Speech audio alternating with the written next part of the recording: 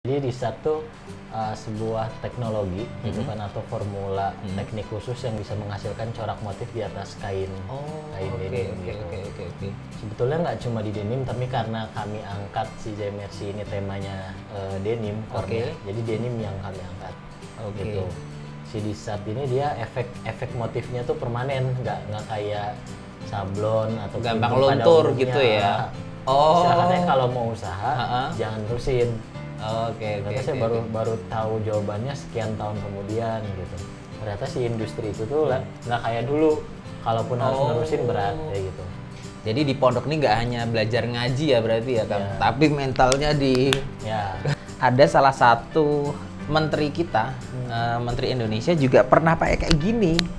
Nah, itu kok bisa sampai sana Pak Menteri loh, Pak. Sekelas Pak Menteri aja pakai ini cuy, pakai apa Zaimersi ya, brandnya ya. Itu kok bisa ke sana tuh gimana Kang?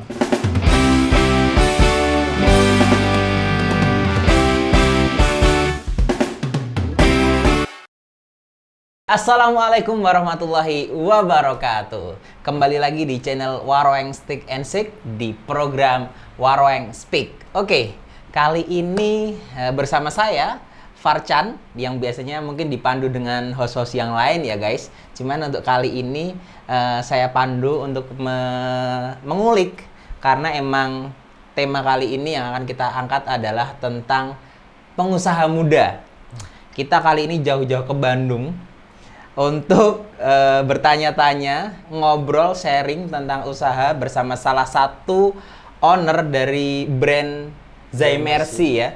Brand Zaimersi yang ada di Kota Bandung. Langsung saja kita sambut Kang Zaki. Kang Zaki ini adalah founder ya.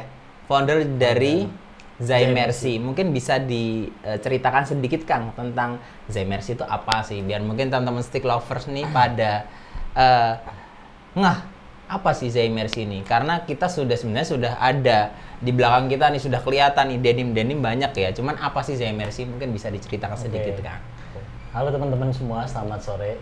Perkenalkan, nama saya Muhammad Abdul Zaki. Saya biasa dipanggil Zaki. Jadi Zaimersi ini brand ya, brand fashion. Kita sebutnya brand fashion casual. Yang core produknya, yang produk intinya tuh ada di denim gitu, di jeans.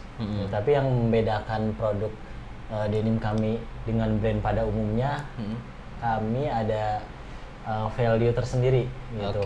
Kami ada chemical, ada formula khusus yang kami sebut teknologi Disart. Teknologi Disart ya. Teknologi Disart. Jadi yang ngebedain tuh ada patternnya gitu. Nah, kita bikin pattern yang memang custom sesuai dengan tren gitu kan. Kalaupun ada custom kita bisa terima, tapi kita tetap fokus karena brand kita fokusnya ke retail ya. Gitu. Nah, core produknya ada di denim, tapi kita juga ada produk-produk yang kami sebut produk tren lah ya, yang lainnya kayak gitu. Tapi core produknya tetap ada di si denimnya. Denimnya itu, Mungkin teman-teman pada nggak tahu ya, Disart ini apa sih? Nah, mungkin Mas Zaki bisa menjelaskan nih, Kang Zaki nih ya. Disart itu apa sih Kang? Kayak gitu. Jadi Disart tuh sebuah teknologi gitu kan atau formula teknik khusus yang bisa menghasilkan corak motif di atas kain denim gitu. Sebetulnya nggak cuma di denim, tapi karena kami angkat si Zaimersi ini temanya denim, core-nya. Jadi denim yang kami angkat. Gitu. Si Disart ini dia efek motifnya tuh permanen, nggak kayak sablon atau gampang luntur gitu ya. Gitu. Kalau ini dia motifnya tuh nyatu dengan bahan, dengan kain. Jadi kalaupun si kainnya dia rusak, si patternnya tuh masih kuat. Tetap bertahan ya. Nyatu sama kain. Kalau sablon umumnya kan dia kita sentuh gitu ya. Itu kan bisa ngelupas gitu ya Kang ya. Di atas bahan. Jadi timbul lah ya. Timbul. Ini dia nyatu sama bahannya ya. Gitu.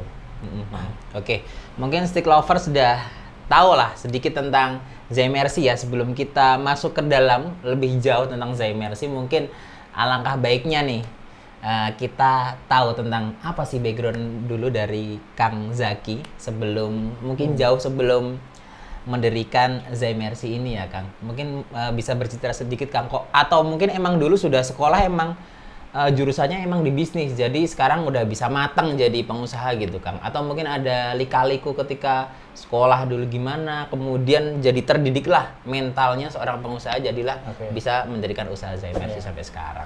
Jadi ya teman-teman yang bergerak di usaha tahu lah ya kita bareng. Jadi namanya usaha tuh, bisnis itu Naik turun?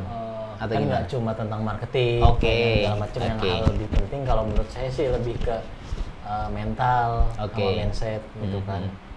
Jadi kalaupun ya nggak selamanya bisnis kan untung. Jadi ketika rugi itu mental sama mindsetnya udah kebentuk ya. Gitu kan. Nah itu perjalanan tuh ya sebetulnya sekolah kan dari pesantren Mas. Gitu Dari pesantren ya?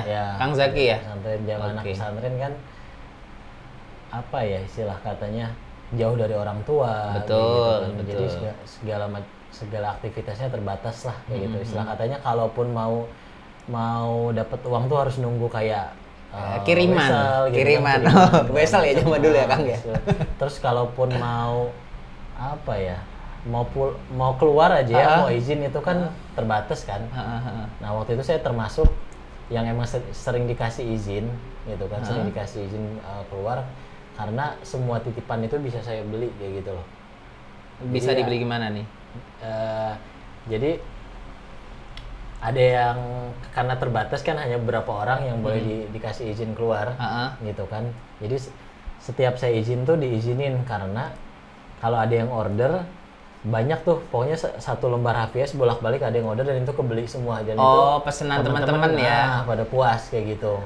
Apa? Titip ya kalau sekarang just tip gitu ya.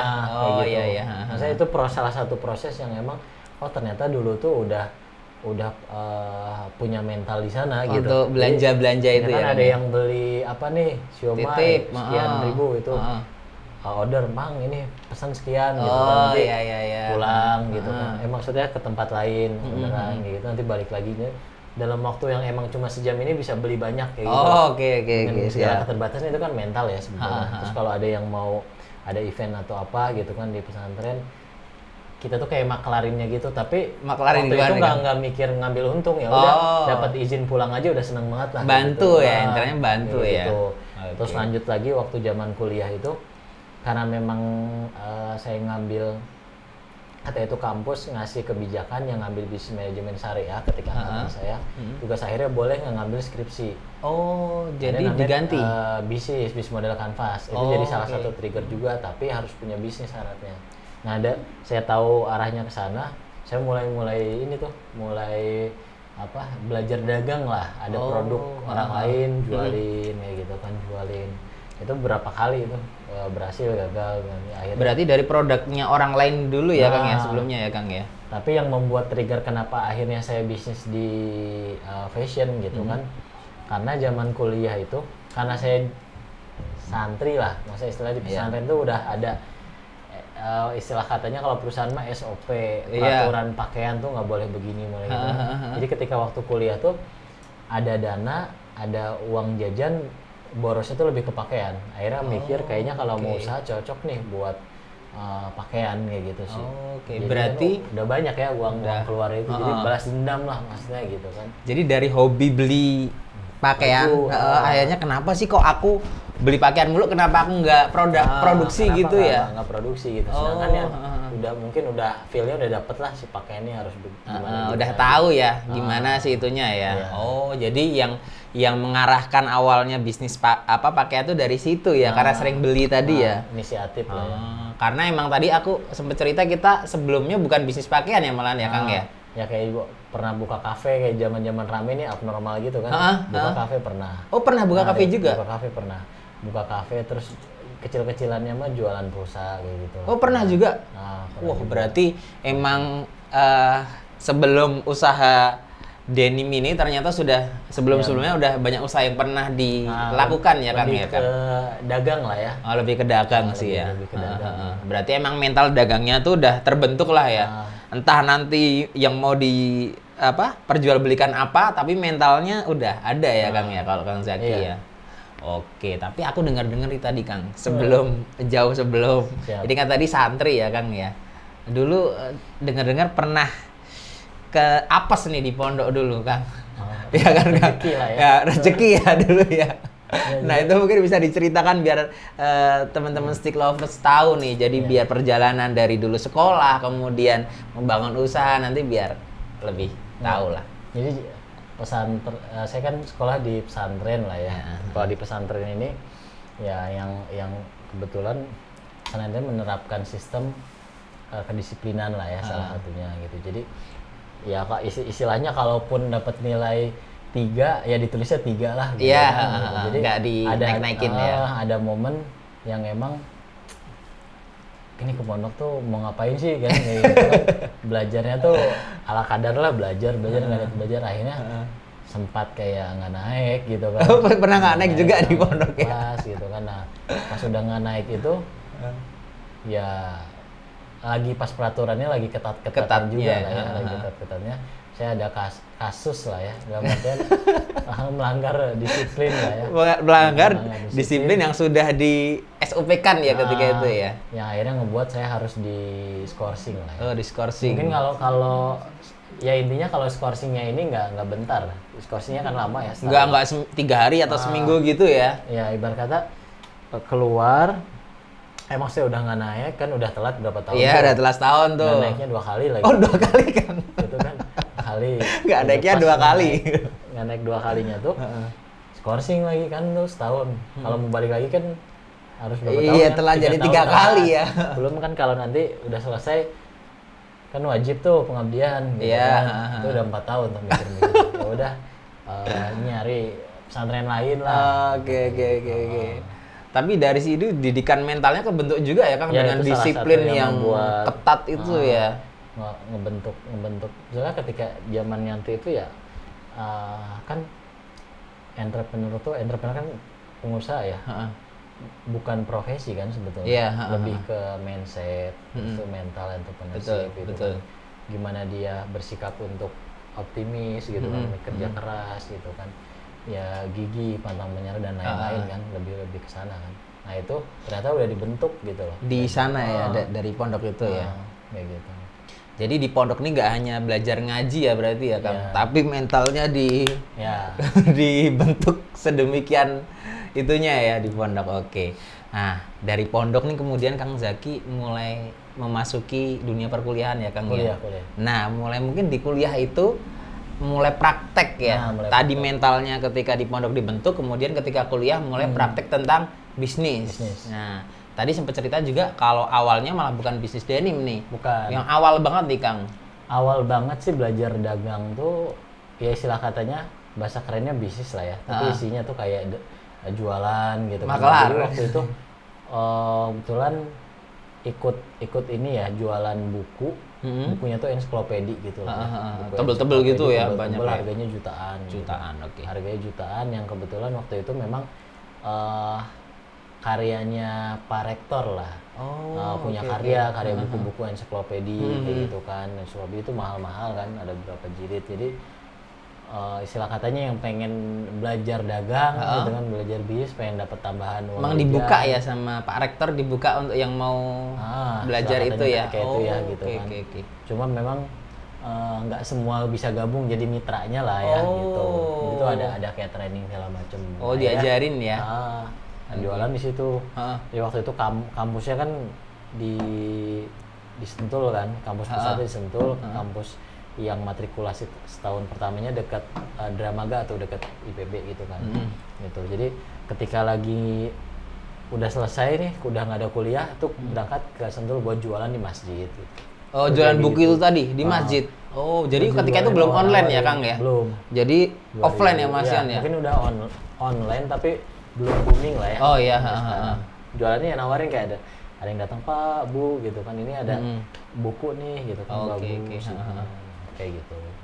Terus pernah buka kafe juga kan, kafe sama temen kayak gitu, sampai pernah ngambil juga jualan kuliner tapi nggak kafe. Jadi waktu itu jualannya cireng.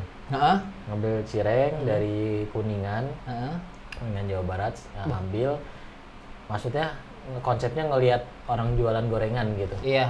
Kalau misalkan jualan 2.000 gitu satu kapan, maksudnya mikir kapan kapan dapat kayaknya nih. gitu kan. Kayaknya akhirnya ngelihat dapat konsep tuh kayak di Jogja gitu ya, kayak di tempat supermarket kayak gitu, di packing.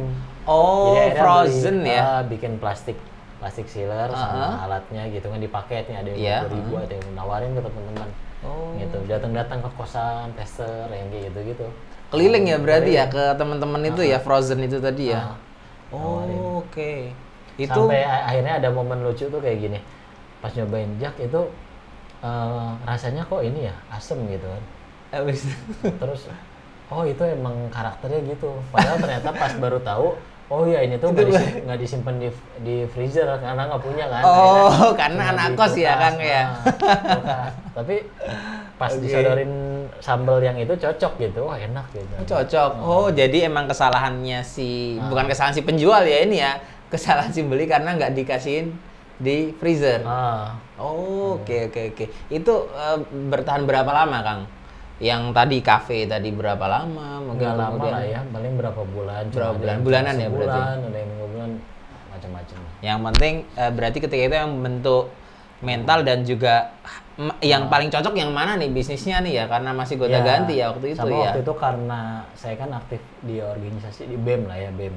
BEM-nya emang karena tahu pengen usaha, akhirnya gabung ke ada badan usaha mahasiswa gitu. Salah satu proyeknya tuh ngelola kafe-kafe kampus. Nah di situ tuh saya manage itulah gitu, kafe-kafe. Manage kampus, kafe itu. Keren ya. Kayak gitu. Itu juga sampai lulus kuliah atau? Jadi semester pertama kan nggak boleh organisasi yang internal, belum lah ya, fokus ke matrikulasi gitu. Nah itu di semester 2 semester 3 yang kayak gitu, yang gonta-ganti tuh. Nah semester 4 tuh udah mulai jalan bikin si JMRC ini gitu. Oh semester 4 ya berarti? 4, 5. Mulai jalan bikin JMRC ini? Karena buat target tugas akhir kan. Tugas akhir. Karena yang tadi disampaikan dari pihak kampus tuh, boleh nggak ngambil skripsi itu ya ini triggernya gitu. Oh jadi emang dari awal sudah ke-trigger kalau aku besok nggak usah ngambil skripsi deh, tapi aku ngambil tugas akhir itu ya Kang. Tapi syaratnya harus punya usaha dulu. Oke. Tapi awal masuk ke ini kan tadi gara-gara sering beli pakaian. Dan kemudian kok masuknya ke jeans Kang? Kenapa nggak maksudnya yang pakaian koko atau apa kayak gitu, kok ke jeans tuh? Ada cerita nggak? Iya, salah satunya waktu itu tuh saya kan kuliah di Bogor, ada pameran setahun sekali itu. Pameran denim lah ya, jeans terbesar se Asia Tenggara lah, itu diadainnya di ini ya, di mana? Bogor. Di Jakarta. Di Jakarta. Di Jakarta tuh kadang ikut event itu juga, seneng kayak gitu. Kayak gitu.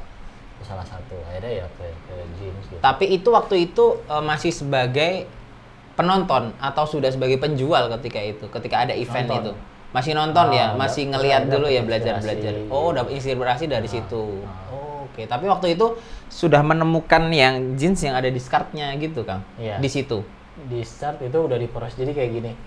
Kebetulan tuh ayah saya usaha juga. Nah usaha, dia emang bergeraknya di apa namanya, di hulu. Chemical. Konveksi juga? Enggak, chemical lebih ke supplier buat ke tekstil, obat-obat. Iya.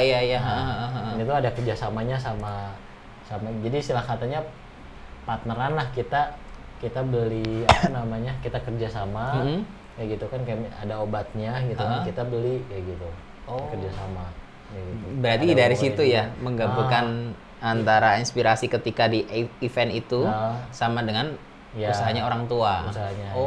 Begitu. Karena waktu itu saya nggak tahu juga ya di jalan, kalau misalkan mau usaha jangan nerusin, digituin kan. Malah sama orang tua digituin, jangan sama nih usahanya. Iya. Kalaupun nanti, tapi waktu itu orang tua belum ini ya, belum apa istilahnya, belum tahu kalau anaknya ini mau usaha. Istilahnya kalau mau usaha jangan nerusin. Ternyata saya baru tahu jawabannya sekian tahun kemudian gitu. Ternyata si industri itu tuh nggak kayak dulu. Kalaupun harus nerusin berat kayak gitu. Ya udah, yang nggak tahu juga akhirnya jalannya di jalan hidupnya akhirnya harus ke usaha. Ternyata ada hubungannya juga sama orang tua kayak gitu. Jadi malah kayak inovasi ya dari hasil usaha orang tua, tapi yang Kang Zaki ini menginovasikan ya. Oke, oke, gitu. oke. Mulai ketemu nih apa namanya awal dulu merintis usaha, kemudian sampai jadi ke denim discard ini ya, Kang ya. Oke, oke, oke. Itu berarti mulai dari tahun 2015 ya. bikin create produknya, karena kan waktu awal-awal tuh sampai kan nawarin ke teman-teman deket, jadi bikin misalkan cuma selusin, 2 lusin, karena ini nggak ada di brand lain kan. Oke. Ya kita pede aja gitu. Karena pasang ada harga yang lumayan. Kompetitor ya waktu itu pasang ya. harga sekitar hampir 300 lah, buat anak kampus kan lumayan waktu itu. Teman-teman pada suka, pengen, tapi Jak ini agak mahal gimana. Ya udah deh, yang penting barang keluar, lo ini aja apa nyicil sekian rupiah gitu kan. Itu diangsur. Iya tuh. Awal-awal teman-teman Ada yang ngangsur ya. 50.000, ada yang ini. Oke, Sampai waktu itu kan masih proses riset juga gitu kan. Ada temen ya yang motifnya di sini bilang, "Ya ini kenapa ya si bajunya bolong gitu kan, si ininya ngegantung di paku nggak?" Kan anak kelas biasa kan, di paku nggak gitu. Oh ya udah, kayaknya emang karena itu gitu kan. Ternyata baru nemu, karena si chemical obatnya ini kan kuat banget si formulanya. Itu matinya tuh, prosesnya tuh harus dikukus gitu, harus di steam gitu, harus dikukus. Jadi waktu itu masih di hot press kayak nyablon pada umumnya. Berarti itu belum Jadi obatnya mati tuh ya? dia iya masih reaksi lah ya, masih. Akhirnya kok baju tuh robek kayak ini gitu. Oke. Habis itu dari situ mulai belajar ya, Kang ya. Itu risetnya yang agak lama sebenarnya, bikin produk. Berarti keras banget ya ininya ya waktu itu ya. Iya. Yang sampai di kayak sablon itu belum ini. Akhirnya di apa tuh, Kang? Di steam, dikukus. Oh, dikukus Jadi akhirnya. ada bahan di pattern, masukin kayak ke koran gitu kan, terus masukin ke dangdang gitu kan, di steam obatnya. Kalau yang ini emang agak lama prosesnya ini. Jadi emang punya value yang tinggi ya, karena emang prosesnya juga butuh banyak proses ya, sampai jadi sebuah produk yang emang keren lah ya. Istilah katanya kalaupun harus buat cuma sekalipun harus satu piece, beda dengan yang lain bisa gitu. Oke. Asalkan ya kita bisa nge-hiring orang yang pas aja gitu sih. Fashion design, trennya kayak gimana nggak macam dengan si pattern ini gitu. Berarti emang ini di Indonesia belum ada, baru ini ya apa? Kalau yang nggak merintis di ya? denim yang emang fokus di brand tuh belum ada ya. Belum ada ya, baru Cuma ini kalau ya. produk-produknya setahu saya ada, tapi kemungkinan kalau itu tuh hanya sekedar ya udah dapat dari mana gitu kan bahannya, dan itu nggak bisa jadi nggak repeat kayak gitu. Kalau kita kan emang punya formula itunya kan. Gitu. Jadi emang value dari apa Zai Mercy ini adalah di discard di denim ininya. Katanya kalau ini warung stick gitu, jadi pattern bisa jadi belakang tinggal di pattern, tapi itu permanen gitu. Nah, jadi nggak mau dicuci mau di ini nggak gampang hilang ya, Kang ya. Oke. Jeans itu kan termasuk yang ini juga kan, yang long lasting lah. Iya, betul. Dia jangka panjang ya siapa pakaian. yang nggak punya celana jeans lah katanya gitu. Rata-rata hampir semua punya ya. Bahkan dari bayi ada loh, Kang, yang pakai celana jeans. Kita beda, anehnya yang bikin beda sama yang lain, biasanya kalau brand jeans denim di awal tuh dia startnya dari bawah gitu. Dan celana dulu. Iya, betul. Kalau kita bikin dari atas. Baru ke bawah. Oke. Unik juga ya ini, ketika yang lain mengambil kesempatan, maksudnya ngambil apa?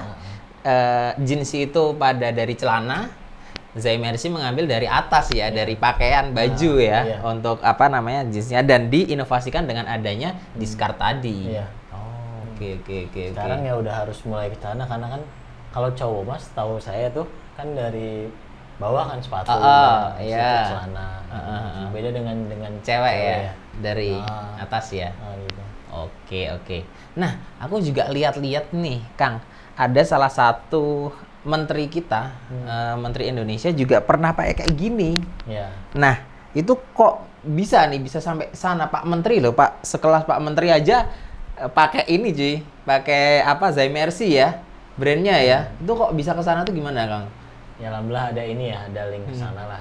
Terus Pak Menteri kan Pak Sandiaga Uno tuh kebetulan kan mendukung banget ya pariwisata dan juga ekonomi kreatif kan. Nah, fashion ini jadi sebagai salah satu sektor ekonomi kreatif yang emang karena tadi saya berani ngeklaim belum ada brand yang angkat di sini gitu. Mungkin kalau yang misalkan nih kimono, Heeh. kalau motif batik kayak gitu bahan apa disambung-sambungin itu udah ada, tapi yang di jeans terus di pattern itu belum, itu mungkin yang ngebuat beliau Tertarik ya. Oke. jadi waktu itu tuh ini ya sendal yang dipakai beliau tuh. Heeh. Oh ya, ini Sendal sama baju. Stick Lovers. Ini ada salah satu sendal. Ini kolaborasi juga nih. Oke. Kalau sama brand juga. Dia brand footwear. Kita kan jeans, denim yang pattern kita kolaborasi ini jeans. Oh, oke. Tapi karena kita sama-sama dari Bandung, jadi kami sih ngangkatnya temanya tema Bandung. Jadi ini pattern ada filosofinya gitu. Ini yang dipakai Pak Menteri. Teman-teman nih, kita bisa lihat di ini ada discardnya ya Kang ya. Nah, ini discardnya. Di Ini filosofi sandal ada ini. filosofi. Filosofinya apa nih Kang? Kalau kita boleh tahu, katanya kan setiap discardnya dari Kang Zaki tadi bilang kalau ada filosofi ya. Ya. Setiap jadi nggak ngasal cuman Betul.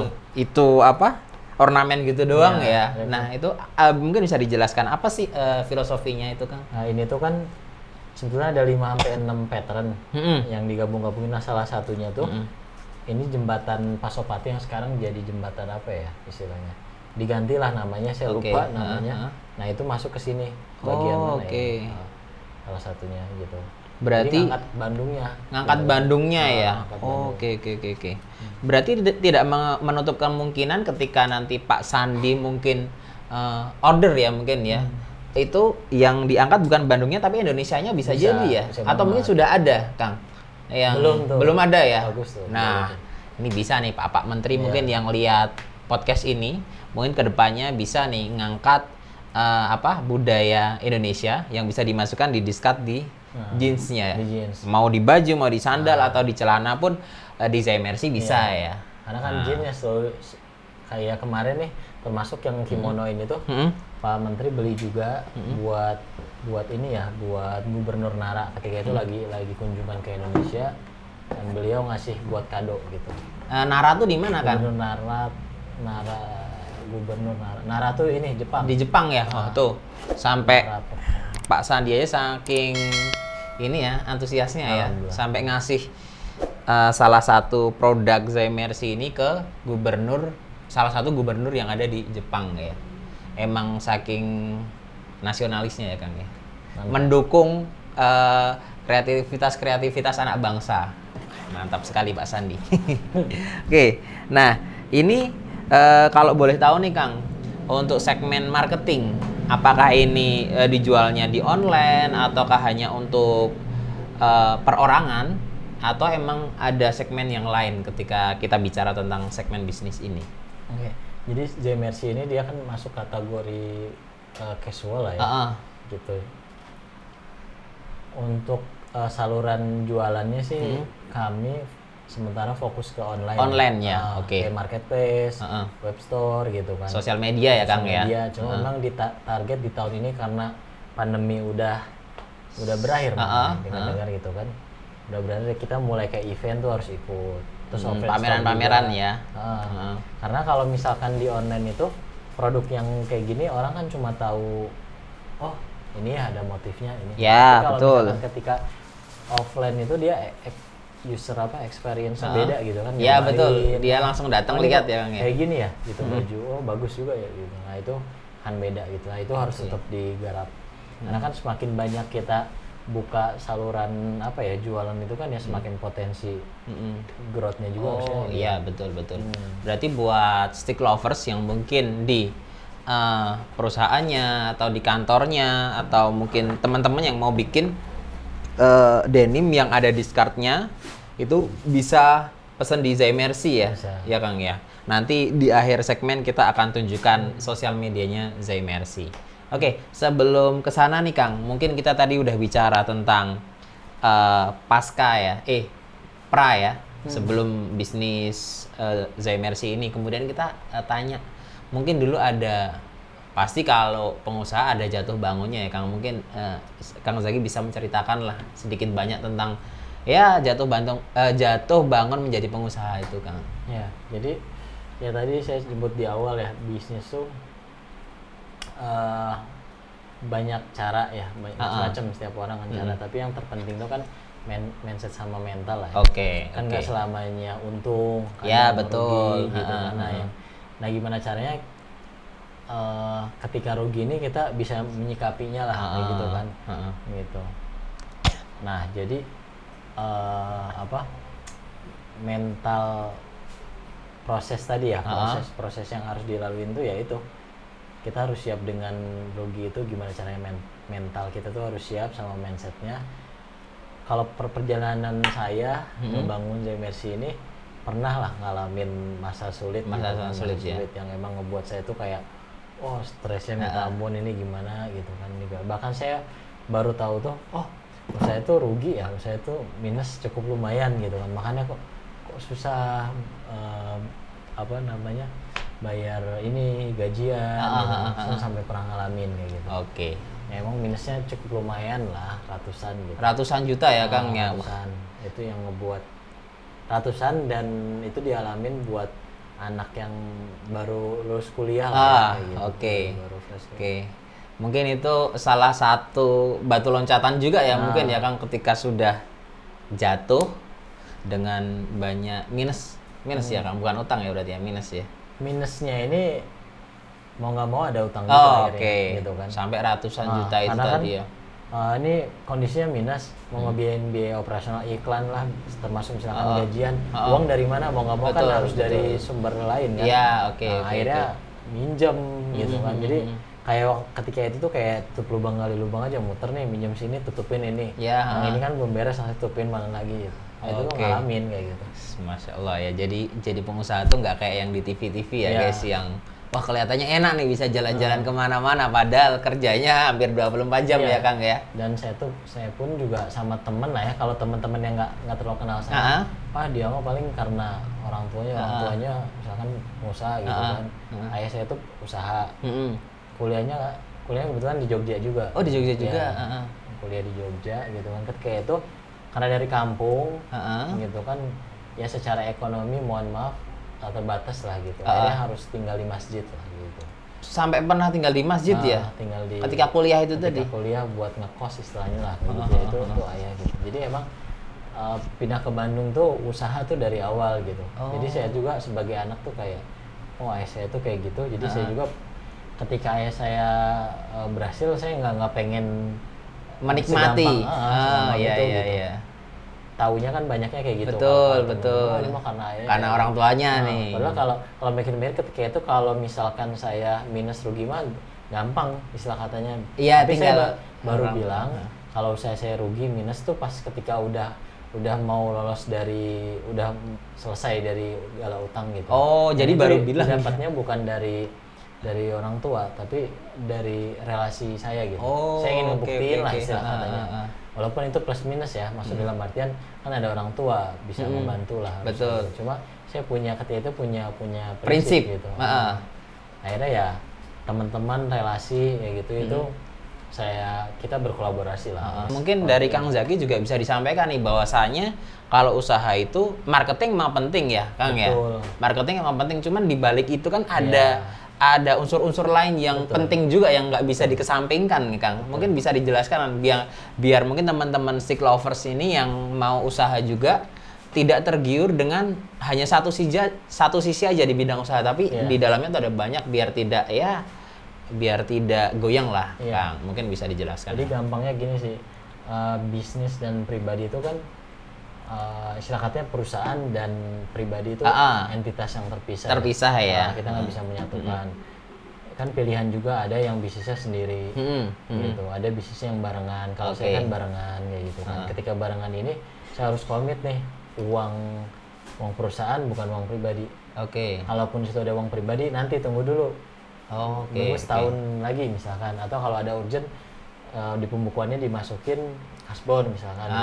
Nih biasanya teman-teman nih pada nggak tertib ya Kang ya? Iya, karena kan kalau biasanya pribadi nih, mohon maaf, ada cash yang sebetulnya itu uang diputerin, intinya itu uang modal kepake buat pribadi. Apalagi kalau yang baru menghasilkan misalkan sekian kayak ini ada cash nih, udah dapat segini gitu. Kayak gue pengen beli ini deh, mobil, beli ini, udah banyak yang gitu. Iya, betul. Pengen instan gitu kan, nggak bisa. Biar harus menunda kesenangan gitu. Bahkan kayak saya jalan sekarang tuh ya karena udah barengan, saya komit. Ya udah, saya jalan sebagai CEO-nya lah ya, direktur utamanya, dengan segala konsekuensinya saya harus siap gitu kan. Ya udah digaji sekian gitu. Gitu kan. Cuma ada tetap lah, karena ada privilege dalam artian kalau misalkan ada kebutuhan atau apa, ini semua juga sama sih ya. Ada kebutuhan, misalkan ada kebutuhan apa nih, bisa istilah katanya kalau di pembukaan mah kasbon tetap, tapi kalau istilah kata si owner mah, kalau saya nyebutnya itu ngambil dividen di awal lah. Tapi itu kasbon nanti dipotong ketika udah RUPS. Ketika udah ada ini ya. Nah itu misalkan ada keuntungan sekian, misalnya ada 10, udah diambil 5, ya udah 5-nya aja yang dikasih, yang 5-nya kan udah diambil di awal, istilahnya kayak gitu lah. Kayak gitu. Jadi saya nih sebagai CEO nih, direktur utama, saya nggak megang ATM, nggak megang cash, jadi dipegang sama ini. Sudah ada tim sendiri ya Kang ya? Karena pertama mungkin itu kelemahan saya dulu kan, saya rugi minus karena biasanya anak-anak muda kayak gitu ya. Terus yang kedua biar ya disiplin, terus satu sisi saya sebagai yang memimpin usaha ini biar fokus ke pengembangan inovasi, strateginya apanya kayak gitu. Oke Kang, kita juga udah nih belajar tentang banyak hal lah tentang Zaimersi, kemudian tentang Kang Zaki juga. Tadi sempat Kang Zaki soalnya sempat cerita ya Kang ya tentang yang pernah jatuh. Ya mungkin rata-rata orang ketika pandemi, terutama yang usaha ya, pasti pernah ngalamin jatuh bangun. Tapi Kang Zaki juga itu salah satu yang terparah ya Kang katanya. Ya, ketika apa namanya? Karena pas pandemi itu ya. Orang-orang pada ngamanin cash kan, rugi minus. Gitu. Ini malah gaspol terus ya Kang ya. Iya, betul. Produksi terus padahal nggak tahu. Lebih ke marketing lah ya. Lebih ke marketing ya. Segini nih tuh. Padahal istilahnya kan karena ini Zaimersi retail, stoknya ada. Harusnya kan stoknya diamalin dulu. Oke. Nah ketika awal produk tuh ini nih, karena lead time-nya agak lama si prosesnya gitu kan, salah satu strateginya kita ada juga produk yang basic gitu loh. Apa tuh Kang? Polos kayak gitu. Yang polosan ada juga. Ini polos ada juga. Gitu. Kayak gini ya? Kayak gini juga nih ada. Ada. Oke. Jadi produksi juga cepat gitu. Cepat. Tapi kita tetap ini tuh core produk kita gitu yang ada di brand-brand lain ya. Jadi ada value yang emang di Indonesia masih jarang ya Kang ya. Mungkin ini bisa dibilang satu-satunya mungkin ya Kang ya. Yang merintis lah ya. Iya, saya sih yang memulai belum nemu ya. Belum nemu ya. Yang bisa ada discardnya ini ya. Apalagi kalau udah collab sama seniman atau apa nih di discard tapi gambar apa misalkan. Tuh buat teman-teman seniman atau yang sering ini bisa ya berarti Kang untuk collab dengan Zaimersi ini untuk denim yang discard. Kan gambar apa nih collab sama Doraemon misalnya gitu kan ada lisensi gitu. Kimono ke Doraemon belakang tapi di discard gitu. Itu kan unik gitu. Iya, siap. Kang, kita udah ngobrol panjang nih tentang Zaimersi dan juga mungkin sedikit tentang Kang Zaki ya. Mungkin ada yang bisa disampaikan ke stick lovers nih, yang mungkin teman-teman stick lovers yang mau belajar usaha, mungkin ada pesan atau apa ya yang mungkin yang pernah dialamin Kang Zaki yang bagus buat teman-teman stick lovers terutama yang mau usaha, terutama di bidang retail ya. Nah itu mungkin ada Kang. Kata-kata hari ini. Jadi dari saya sih karena saya nih usaha pemula lah ya, sebut fresh graduate gitu kan, anak kuliah usaha banyak keterbatasan segala macam. Menurut saya sih pesan dari saya jangan berhenti belajar gitu. Dari siapapun kita harus punya mindset dan juga mental yang memang ketika ada masukan atau apa kita harus terbuka. Gitu kan. Kadang menurut kita yang hari ini tuh betul gitu kan, belum tentu di tahun-tahun selanjutnya relevan. Betul. Kayak gitu. Jadi harus terus bangun, kuncinya sih relasi harus yang emang mendukung, relasi gitu kan. Ilmu, pengalaman gitu kan, itu harus betul-betul kayak gitu. Sama ya visi kita ingin ngebangun usaha tuh apa gitu kan. Ada yang memang pengen bisnis tuh keren-kerenan ya. Betul, banyak tuh anak muda kayak gitu deh. Pengen membuka lapangan usaha sebanyak-banyaknya gitu lapangan kan. pekerjaan Kembali lagi gitu kan. Tapi kalau saya nih terutama gitu kan punya prinsip, karena saya muslim gitu kan, terus saya juga dari pesantren ya, balik lagi namanya bangun apa bisnis ini kan ya ibadah gitu. Oke. Gitu kan, bangun ibadah gitu. Jadi tidak semata-mata hanya cuan ya Kang ya. Iya, ada orientasi lain lah ya, mungkin sisi dakwanya atau apanya gitu kan, yang tadinya misalkan punya tim yang apa ya, misalkan ya intinya kita sama-sama menebar kebaikan. Oke. Karena saya kalau ngebangun tim tuh saya nyampein ke anak-anak walaupun timnya masih dikit gitu kan. Ini ketika Amin misalkan si Zemersi ini berkembang besar gitu kan, jangan perusahaannya aja yang besar gitu. Tapi diri pribadi kitanya nih masing-masing di timnya itu juga harus ikut besar gitu, dari segi mentalnya, mindsetnya gitu kan, dan lain-lainnya, terutama harus sama-sama sejahtera. Gitu. Bukan hanya mengkayakan si owner lah. Tapi juga yang ada di dalamnya tuh ikut sejahtera ya Kang ya. Sejahtera. Bahkan saya ada planning kayak misalkan karena saya memang dari awal di perjalanan udah memberi kerelaan untuk membagi kepemilikan lah ya. Jadi ke depan kalaupun tim gitu kan, kalaupun tim ada yang loyal segala macam, mungkin bisa dapat kepemilikan itu, gitu. Entah itu apapun caranya ya kayak gitu. Karena daripada dia istilah katanya membuka baru nih, mau nggak ngembang ini, atau misalkan nanti ada cash sekian, bikin usaha baru jadi satu grup, gitu kan, itu bisa. Gitu.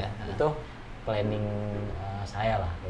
Tuh teman-teman stick lovers mungkin yang mau ikut collab dengan usahanya Kang Zaki mungkin bisa nih setelah ini bisa hubungin Kang Zaki di Instagramnya Zemersi ya Kang ya.